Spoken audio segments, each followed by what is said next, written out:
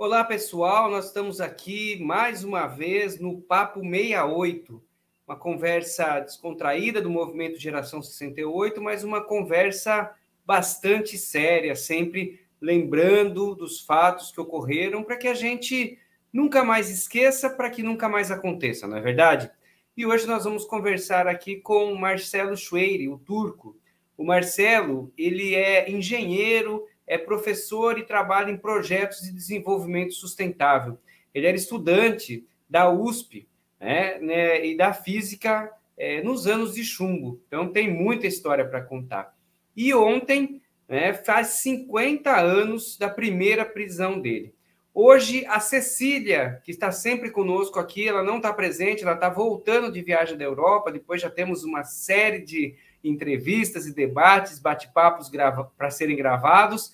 Não vejo a hora dela voltar para a gente retomar bastante coisa aí, que tem muita novidade por aí, mas a Lígia Bacarin vai estar conosco aqui para estar conversando com a gente, conversando com o Marcelo. Lígia, seja bem-vinda ao Papo 68.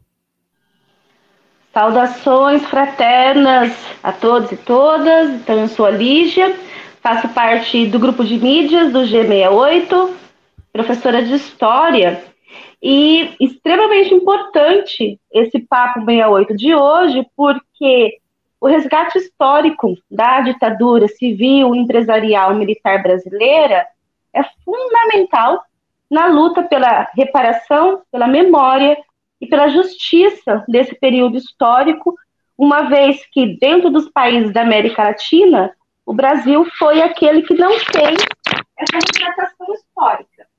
Então, para isso, nós conversaremos com o Marcelo. E, Rodrigo, vamos bater papo com ele? Quer começar? Vamos lá. Marcelo, você vai se apresentar aqui para o pessoal, mas eu quero dizer que ontem, às 11h49, eu recebi a mensagem desse grande amigo que eu fiz. Eu sempre falo para ele que eu tenho orgulho de estar aqui, ter essa amizade, estar construindo tudo isso que a gente vem construindo juntos. E fiquei muito feliz de ter recebido essa mensagem, de ter você lembrado de mim, e muito orgulhoso do seu trabalho e triste também, como eu te disse, pelo aquilo que vocês viveram, né? Ontem, às 11h59, há 50 anos atrás, você estava sendo preso pela primeira vez no DOI-CODE. Como que foi isso, Marcelo? Qual é a sensação? O que estava acontecendo naquele momento e quais foram as justificativas? Boa tarde, Marcelo. Boa noite, bom dia para quem vai assistir depois. Isso. Saudações a todas e todos que estão nos vendo. Bem, esse momento, né, maio de 73, havia praticamente uma convulsão na USP. Né? A gente tinha passado pelo assassinato do Alexandre Vanucchi Leme, né, uma liderança incrível da geologia, que foi preso, torturado, morto, sumiram com o corpo, enfim. E o marcante, no caso dele, foi a grande missa que fizemos, né? Dia 30 de março, ele foi morto dia 17, com a participação da igreja, Dom Paulo Evaristo, apoio de OAB, ABI, MDB, enfim. E aquilo, ao mesmo tempo que freou o ímpeto da repressão, acabou também cutucando eles. Né? Eles resolveram expandir ao máximo a questão das prisões, a intimidação, e aí em sucessivas levas, né, que teve, a primeira leva no que levou à morte do Alexandre, a segunda após a missa, ou durante o momento da missa, e o terceiro a partir da segunda quinzena de abril. E eu acabo entrando nessa onda de prisões, né? Chegou a ter mais de 40 estudantes da USP presos no DOI-CODE na época, uma coisa, as celas lotadas e tudo. O fato de todos nós não termos vida clandestina, etc., né? Assim como o Alexandre também não tinha, eu acredito que a missa criou um freio, né, para que eles pudessem continuar matando estudantes, pessoas conhecidas, lideranças com vida totalmente legalizada, vivendo com a família ou com colegas, né, que eram do interior. Então, nessa terceira leva, acabo entrando, né? Eu era muito conhecido, atuava com todos, eu representava o Grêmio da Poli no Conselho de Centros Acadêmicos, né? Fazia parte lá de uma coordenação, alguns nos chamavam de presidente, enfim. Mas a gente esteve na frente das várias mobilizações daquele período. E aí acabamos entrando nessa leva, lá a gente já entrava levando pancada, choque, etc. Queriam sempre saber coisas, obcecados por encontrar os que eles chamavam de subversivos, né? Que, na verdade, era quem se contrapunha à existência da mais feroz ditadura que o Brasil jamais teve, né? Especialmente a partir do AI-5, no final de 68, se instaurou um regime de terror no Brasil, né? E pela primeira vez desde o AI-5, a gente tinha respondido publicamente, né? A gente tinha saído da casca do ovo, como a gente dizia, da USP. Estávamos ali atuando com a Arquidiocese de São Paulo, Dom Paulo, uma figura emblemática na resistência à ditadura, né? Talvez um dos maiores pivôs que teve nessa luta, várias entidades nos apoiando, enfim. E fervia, né? As faculdades da USP, as coisas ferviam, eram debates, eram murais, eram assembleias, enfim, nessa sucessão de prisões e tentativas de intimidação. Ótimo, ótimo, Marcelo. Acho que é interessante dizer também, Lígia, que o DCE ficou bastante tempo na ilegalidade, não tinha DCE. O Marcelo ele foi coordenação do Conselho de Centros Acadêmicos, né, no momento crítico da coisa que estava lá. Então, Rodrigo e Marcelo, justamente pelo fato de que as instâncias, as agremiações políticas, tanto em termos de movimento estudantil como partidário, foram proibidos de exercerem as suas funções nesse período, que eu acho importantíssimo que nós trazemos à tona cada vez mais essa atividade do resgate histórico, da memória desse período de terror. Porque, Marcelo, eu insisto na questão de que a ditadura militar brasileira não foi passada limpo, não teve essa retratação, e como consequência se permitiu que esse entulho autoritário, né, essa ideologia militar, da tutela militar do Estado, permanecesse latente na sociedade até hoje.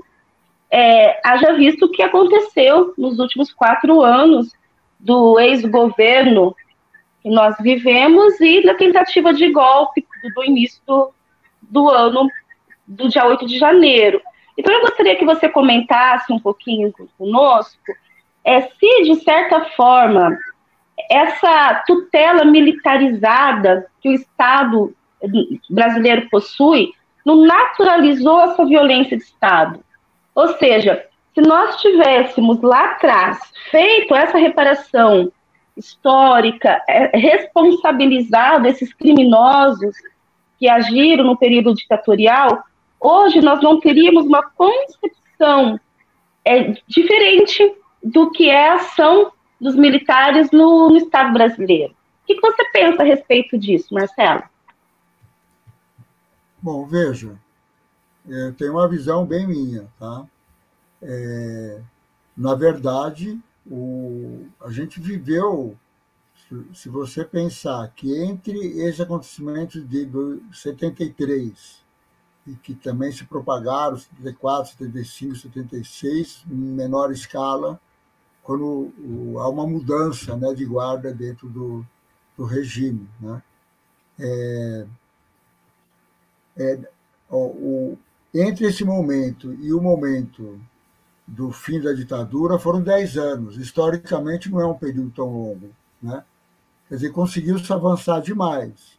Eu acho que a gente tem que valorizar cada luta, cada momento que se viveu naquele momento, né? Essa resistência que nasce na USP, mas se espraia com a missa e com a resistência ao avanço da repressão, tanto por atividades políticas como culturais, etc.,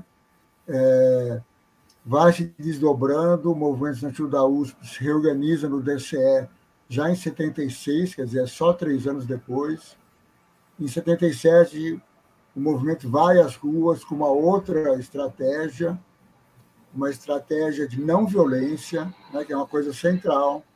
Esse é um grande debate que houve no período inicial da ditadura, né, a questão de várias formas de violência, luta armada, etc. Eu, particularmente, era contra a visão de luta armada, né?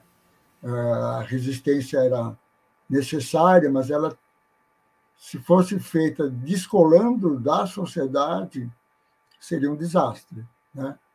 E acabou levando, né, à morte e todos os crimes que a ditadura, então, se sentiu de mãos livres para fazer, né? Mas houve essa reação a um processo, a questão retomada dos estudantes nas ruas. Em 78, vem as grandes greves do ABC, surge a grande liderança do Lula, os sindicatos se tornam protagonistas, desdobra na luta da anistia. A anistia foi uma vitória fundamental, né? Dezenas, centenas de pessoas puderam voltar ao Brasil. Isso mudou completamente o processo, né? Todos foram soltos das cadeias por crimes políticos. Isso que permitiu, inclusive, a reorganização partidária que acontece em 80, e grande parte daqueles que lideram a organização do PT, por exemplo, são aqueles que foram anistiados, né?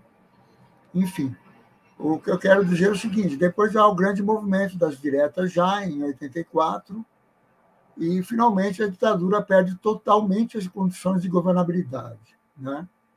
Pode-se dizer que poderíamos ter aprofundado punições e julgamentos, sim, mas a forma como isso ocorreu não foi uma forma foi uma ruptura gradual, até acelerada, mas foi passo a passo. Por exemplo, diferente aconteceu na Argentina, em que os militares perderam a Guerra das Malvinas e eles saíram totalmente desmoralizados e destroçados do poder. Isso não aconteceu aqui, né? A ditadura foi um fracasso, inclusive um fracasso econômico nos seus últimos anos, né? Depois do tal do milagre brasileiro, na década de 70, na década de 80, foi um desastre total, mas não foi uma retirada, como foi em outros países, em que houve uma derrota militar, e, no caso, o exército argentino foi derrotado pelo imperialismo inglês, né? Vamos lembrar bem disso. Enfim, eu acho o seguinte: essa questão ela está subjacente, sim, né? O Exército Brasileiro, historicamente, se você sabe muito bem disso, ele foi fundamental para dar estrutura territorial ao Brasil. O Brasil nasceu do Tratado de Tordesilhas, ele era 20% do que ele é hoje, foi um país sendo ocupado progressivamente, né?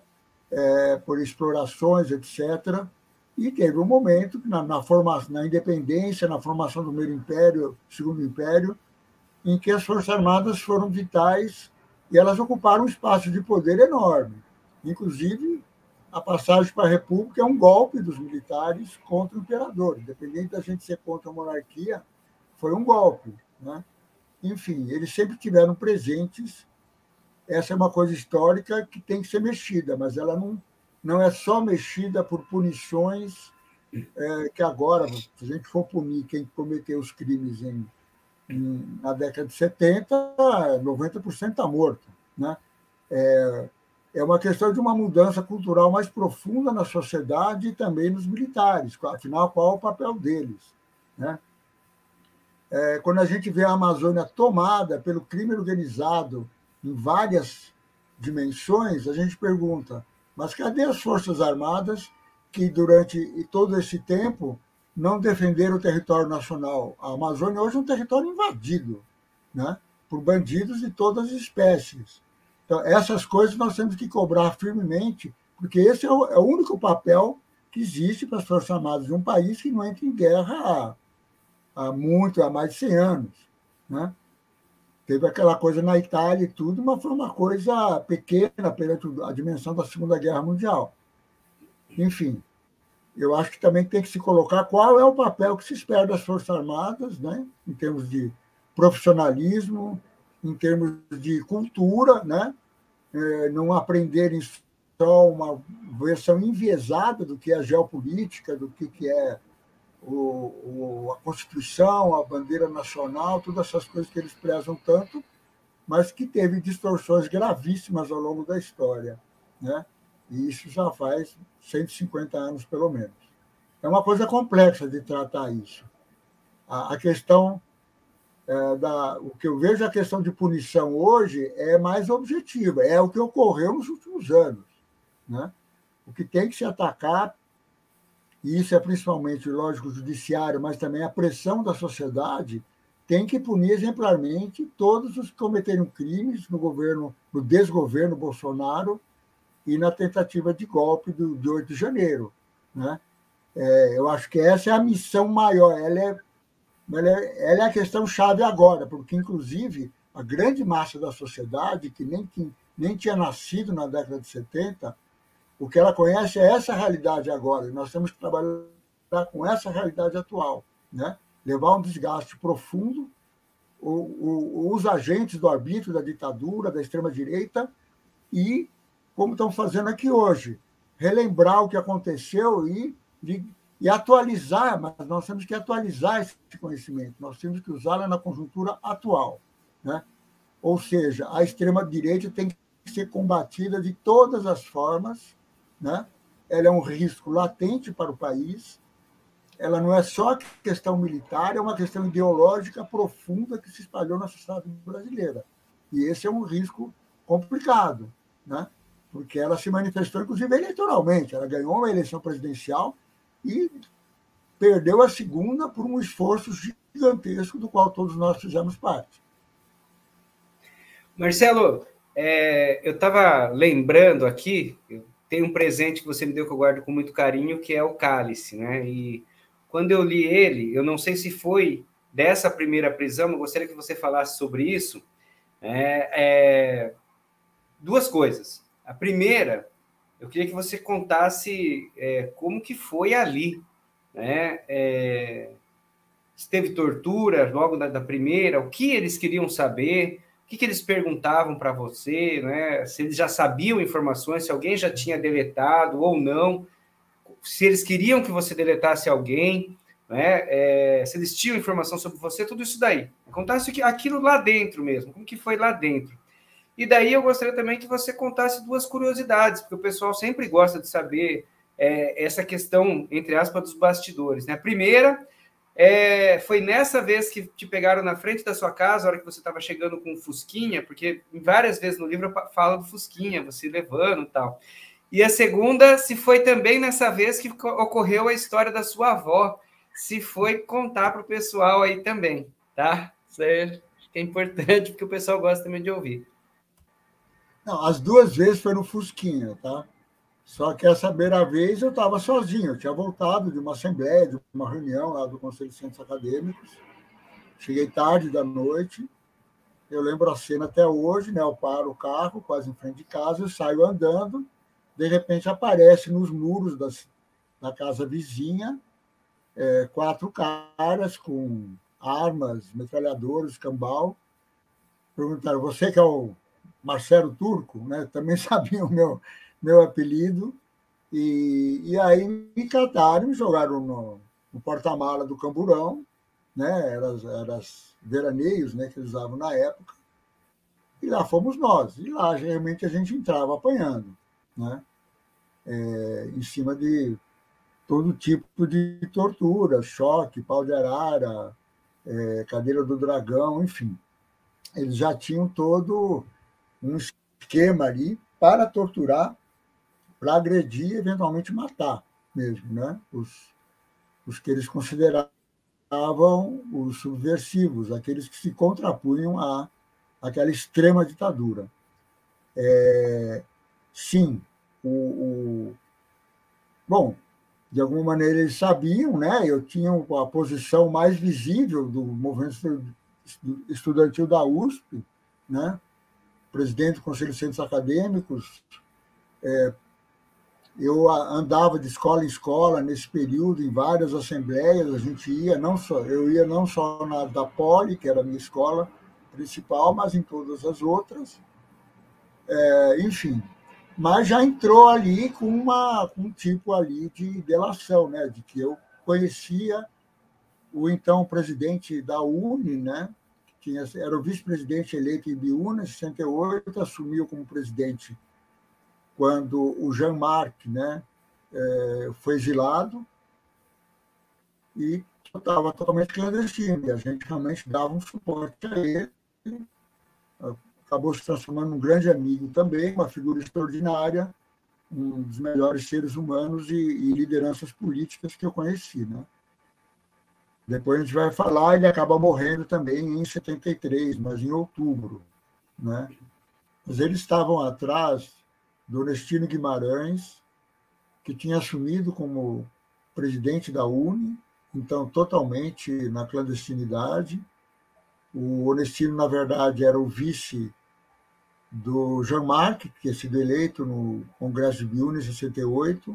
Jean-Marc, quando se exila, o Onestino assume a presidência da UNE. E aí ele vem para São Paulo, e todos nós tínhamos um contato com ele, né? Eu, pelo trabalho que eu fazia, mas, além de tudo, nos tornamos grandes amigos, e o Onestino realmente uma figura ímpar, uma grande liderança, um grande ser humano. Mas, entendendo também o contexto da época, 73 é o ano que a repressão chega ao seu auge, o isolamento também da oposição chega no auge, e eu e alguns defendíamos que quem tivesse vida clandestina deveria sair do país, porque estavam todos jurados de morte, né?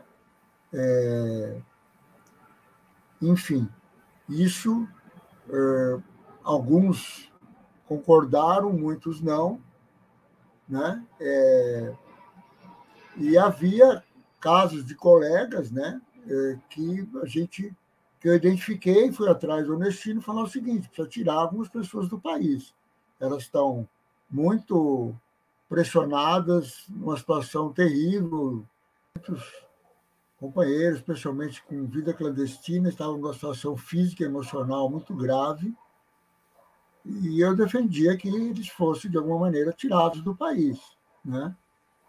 Muitos estavam jurados de morte mesmo. Conversei isso com o Onestino, ele disse que ia haver um caminho para isso, etc. E essa conversa vazou de alguma maneira, não sei quem que falou isso ali. Enfim, quando eu entrei ali, eu era o cara com contato com o Onestino, era a pessoa que tinha esquema para sair do país, etc. Eles estavam muito mais atrás disso do que a minha atuação específica no movimento estudantil. Se bem que também questionaram sobre missa, etc. A missa realmente ficou atravessada na garganta deles. Bem, o contexto da minha prisão envolvia tanto essa fúria deles, né, contra os estudantes, centros acadêmicos, movimento estudantil da USP. A questão da missa estava atravessada na garganta deles, mas eles queriam saber as coisas mais escondidas, né, da ação da resistência, né? A gente estava realmente numa grande resistência. E o meu contato com o Onestino ele era frequente, e uma das coisas que eu discuti com ele foi exatamente isso: tirar algumas pessoas do país, né? Algumas que depois acabaram sendo presas mesmo, para poder reorganizar. O momento ele era dificílimo, tinha que ter um pé no chão, realismo quanto a isso. Enfim, essa minha conversa com o Onestino vazou, alguém falou isso, não sei direito até hoje quem foi. Então, eu entrei lá já apanhando tudo, querendo saber como é que era o esquema de sair do país, qual era o meu contato com o Onestino, quando eu ia me encontrar com ele, enfim, a pressão toda foi em cima disso.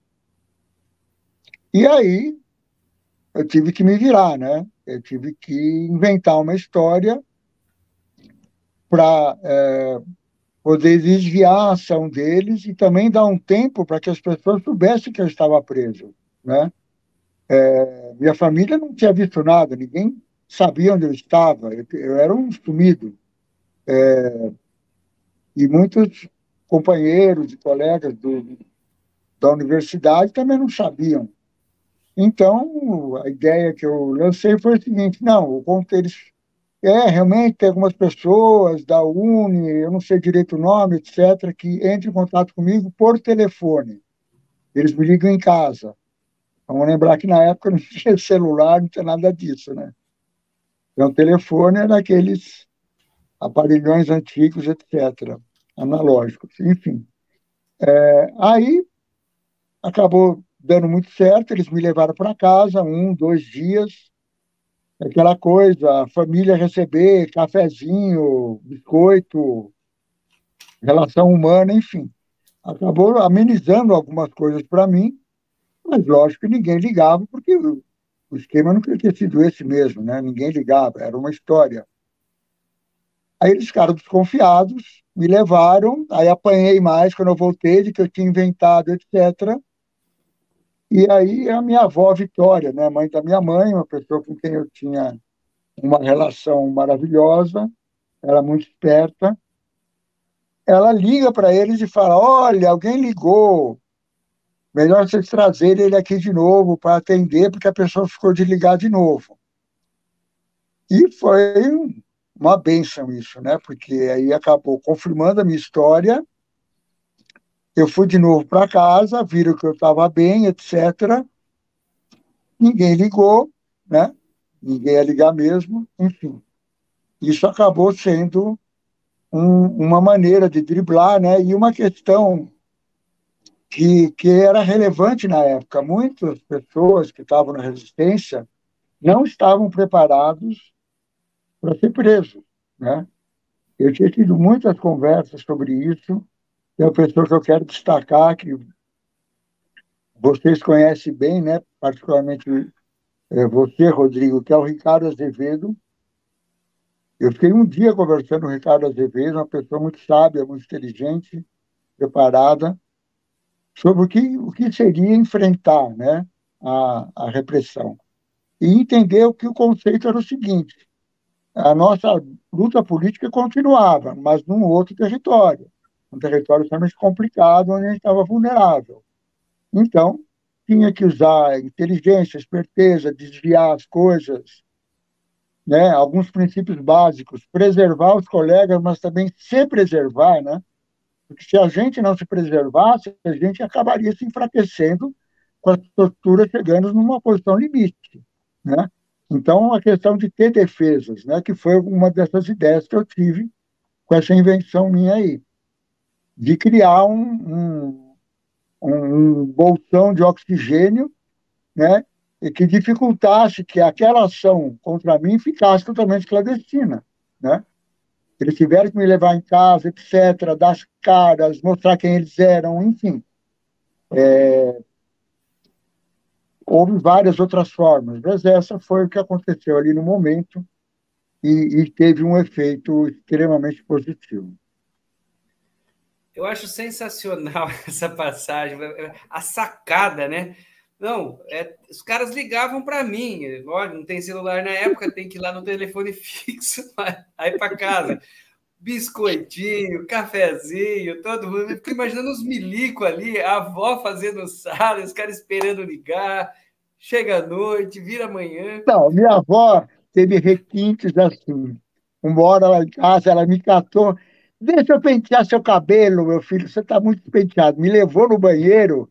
E aí, você quer dar alguma informação? O que eu faço? Não sei o que. Parecia que ela era uma militante. Você vê que na luta.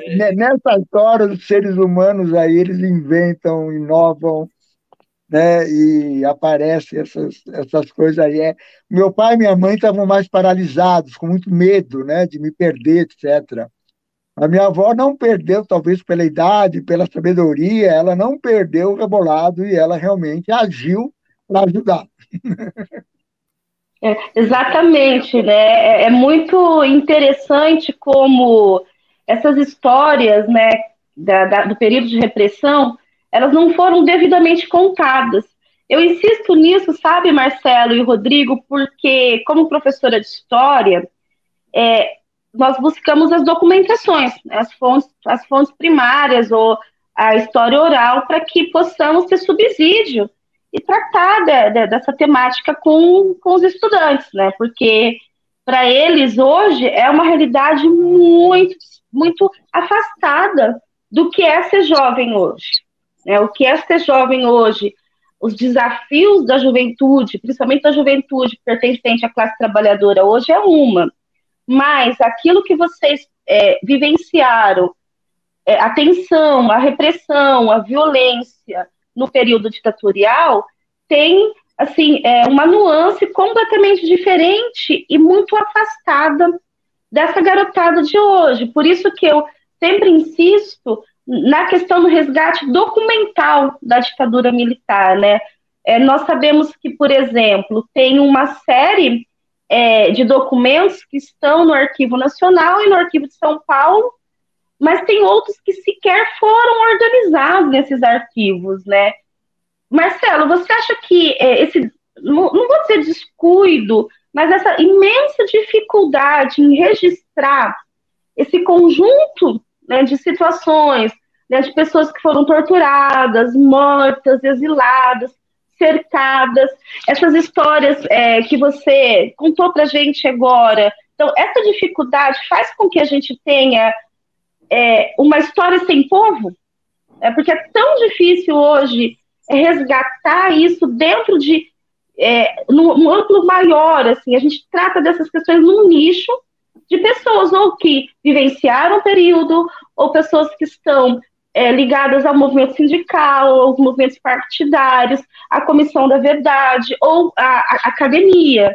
Mas a juventude brasileira hoje não tem acesso, né? Isso me preocupa um pouco, esse conceito de histórias de resistência sem povo, né, sem registro. Então, gostaria que você comentasse um pouquinho a respeito disso. Mas sabe o que eu acho, Lígia? Que o que nós estamos fazendo hoje é um caminho. Você sabe que o jovem hoje ele vai muito mais no YouTube, nas redes sociais, aprender, conhecer as coisas, do que em arquivos, documentos, etc. Eu acho, se você quiser, eu tenho para falar umas 10 horas sobre só o que aconteceu em 73, né? Porque teve tudo o que aconteceu dentro dessa primeira prisão, isso que nós falamos é só o começo. Depois, quando nós saímos, teve o show do Cálice, dia 23 de maio, eu e todo mundo da UTS saímos dia 25 de maio, depois tem uma série de detalhes, como foi essa saída, né? O que aconteceu depois, né? Eu, particularmente, fui em todas as faculdades da USP, eu dava palestra em salas de aula contando como tinha sido a tortura, né? Aí eu jogava com isso de ser uma pessoa muito conhecida, né? E que também eles teriam dificuldade de, de fazer comigo o que fizeram com o Alexandre, por exemplo, né? Porque nós tínhamos dado a resposta. Enfim, tem a segunda prisão, que é muito mais grave, muito mais complicada que essa, que é uma sucessão de mortes absurda, que acontece a partir de setembro de 73, né? 73 foi um longo ano, né? Mas eu acho que a gente precisa registrar isso assim, em conversas. Eu acho que essa forma que vocês estão colocando do Papo com 68, acho que é uma forma viável, entendeu? De transmitir isso, especialmente para o público mais jovem. Exatamente, Marcelo.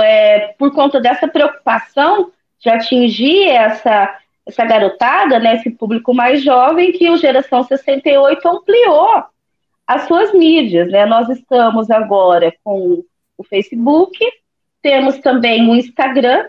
Inclusive, gente, verifiquem lá, dá uma passada no Instagram do G68, porque nós temos uma série sobre o Alexandre Vanucchi, bem legal, bem interessante, série essa que foi desdobrada aqui no canal do YouTube, e também temos artigos em relação a essa temática no nosso site. Então, ou seja, nós ampliamos as nossas possibilidades de mídia para que se contemple essa juventude e que não se perca, portanto, a história de luta, né, do Geração 68 e das lutas subsequentes à ditadura militar. Então, eu agradeço muito a presença do Marcelo. Já faço o convite, né, Rodrigo, para que em setembro ele volte e a gente faça disso um hábito, né, de registrar, de lembrar, bater um papo a respeito dessas datas históricas, desses marcos, né? E que, por favor, se sinta à vontade para contar um pouquinho mais, assim, daí já fecho, finalizo. Para você, Marcelo, assim, no momento da prisão, o que foi mais difícil?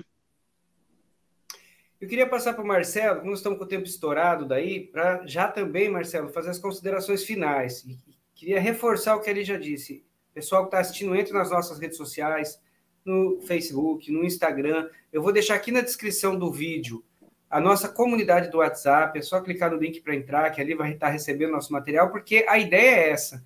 A ideia é a gente estar trazendo isso, porque é um momento da nossa história que, por várias questões, tem pouca documentação perto do que poderia ter, pouca documentação junto, e a gente está aguardando tudo isso. Então, o Papo 68 vai ser isso. Já surgiu aqui, então, chamar o Ricardo para vir conversar com a gente. Nós temos várias pessoas aí que nós podemos chamar, que estiveram presentes, que fazem parte do Movimento Geração 68.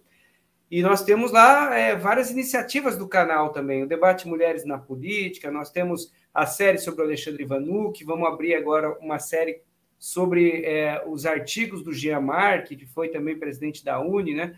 Ou seja, a ideia nossa é ter o Geração 68 como um espaço para levar essa informação e guardar essa informação para sempre, né? Para que todos possam acessar. Então, fica aí, Marcelo, a questão que a Lígia colocou e já as suas considerações finais, agradecendo muito a sua participação, sua disposição de estar aqui no Geração 68, você que é um dos fundadores do movimento, né? Bom, Lídia, a situação era um misto de uma angústia, né? Porque estar sendo preso por eles era uma coisa imprevisível que ia acontecer.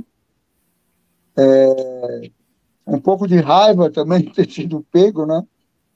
É um fato, né?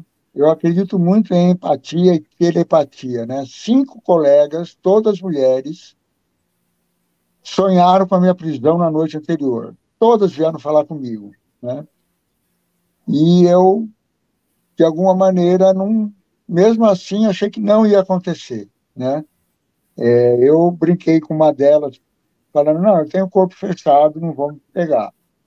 Mas pegaram, né? Quer dizer, enfim, por mais que a gente pense a situação política, a gente tem bloqueios, às vezes, para pensar no pior, né? Então, primeiro isso, foi realmente uma angústia, uma raiva, enfim. Na sequência, né, enfim, o ano inteiro de resistências, várias coisas. Tem um fato que eu acho que antes de setembro, que a gente poderia lembrar, que foi o show do Gilberto Gil na Poli, em 26 de maio, logo em seguida, onde ele canta pela primeira vez o Cálice, né? É uma música proibida no festival daquele ano, etc. É uma questão que envolve muitas pessoas, há muitos participantes importantes daquele momento, e mostrou uma das armas que a gente tinha, a questão cultural, né? Os shows, as peças de teatro, etc. Tudo isso fazia parte da resistência e uma maneira de envolver mais as pessoas. Enfim, era uma visão oposta de que um pequeno grupo armado ia agir na clandestinidade e ia lutar contra um exército gigantesco, contra um aparato Estado gigantesco. Subjacente a tudo isso, há uma questão política chave na época, né? Aos que defendiam a luta armada como o único caminho, aos que defendiam ficar meio parado, jogando parado, porque a coisa estava grave, vamos esperar, etc., vamos atuar em algumas entidades, mas sem excessos. E tinha a linha a qual eu me fili, que era a seguinte: temos que organizar, mas ampliar essa resistência, né? Fazer chegar isso, fazer as pessoas, no primeiro passo nosso, os estudantes, criar uma vida na universidade, uma vida política, cultural, intelectual forte, onde a resistência era um dos componentes importantes, né? Enfim, e buscar outros setores para que também tinham a mesma disposição de buscar barrar, isolar e derrotar a ditadura, né? Que se expressa exemplarmente na questão da missa, né? A questão da missa não foi consenso. A reunião do Conselho de Centros Acadêmicos que antecedeu a missa, muitos foram contra. Imagine se Dom Paulo vai rezar a missa, a igreja está do lado deles, enfim. O que acontece muito, especialmente na esquerda, visões preconcebidas, né? E exatamente foi aquela audácia de levar uma proposta nova, mas que podia ser assumida pelas pessoas, por uma pessoa comum, né? Mas que expressasse a sua oposição, né? E a busca de isolar aquela ditadura, né? Então, é um momento crítico, 73, mas é um momento exemplar também, quando a gente encontra finalmente um novo caminho, né? Que aos poucos vai crescendo e se tornará depois, nas lutas seguintes e no final da ditadura, enfim, depois na Constituinte de 88, etc. Mas é isso, né? Eu acho que a gente tem que também fazer o aprendizado histórico correto do que aconteceu naquele momento, e que havia visões diferentes, e a gente precisa ter sempre a visão mais colada na realidade, nas pessoas, no nosso círculo em volta, na sociedade, né? E buscar fazer uniões mais amplas em torno de objetivos comuns. Uma sociedade complexa só vai para frente assim, criando grandes consensos, mas para isso não se pode atuar de forma isolada, de uma forma fechada, dogmática, achando que o nosso entorno, as nossas ideias de mundo, elas são a salvação do mundo. A gente precisa realmente estar sempre muito inserido na sociedade. Esse é um dos grandes aprendizados que acho que a gente tem desse período também. Legal, Marcelo, agradecer muito a você, tá? Toda nossa solidariedade, porque eu tenho certeza que ontem deve ter passado muita coisa pela sua cabeça, hoje também, lembranças, memórias, mas a gente também, além da solidariedade, tem o agradecimento de você ter sido uma das pessoas que ficaram na história, que conseguiram com que hoje nós estivéssemos aqui debatendo, fazendo essa conversa, esse bate-papo, e a gente puder... ainda com muita coisa para avançar, mas puder ter liberdade para debate, tá? Falar para o pessoal que está assistindo aí, vai lá no nosso canal do YouTube, inscreve no canal, ativa o sininho, curte, comenta sobre essa conversa aqui. Se tiver alguma dúvida, depois a gente repassa com o Marcelo para ele responder. E deixo com a Lígia as considerações finais. Um abração, gente. Obrigado, Marcelo. Gratidão, Marcelo, pela sua disponibilidade em conversar conosco sobre uma temática tão sofrida para todos nós, né? Porque, como diz aquela expressão, quando um sofre, todos sofremos, porque fazemos parte da mesma humanidade. Então, eu agradeço em nome do Geração 68 e dos meus estudantes que com certeza assistirão o seu canal, assistirão a sua fala. E até a próxima, gente. Valeu. Até a próxima. Muito obrigado.